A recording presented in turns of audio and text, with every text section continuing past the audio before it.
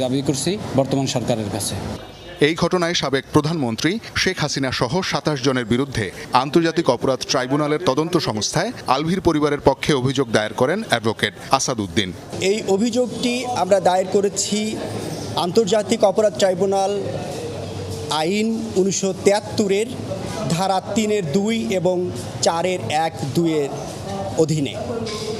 এই ধারা অনুযায়ী যেই গুলিবর্ষণ হয়েছে, যেভাবে সমূলে অথবা আংশিকভাবে নির্মূল করার জন্য এই ছাত্র জনতাকে লক্ষ্য করে সরাসরি গুলিবর্ষণ করা হয়েছে পরিকল্পিতভাবে সকলের অংশগ্রহণে, এটিকে আমরা বলছি এটি একটি গণহত্যা এবং এটি একটি মানবতা বিরোধী অপরাধ।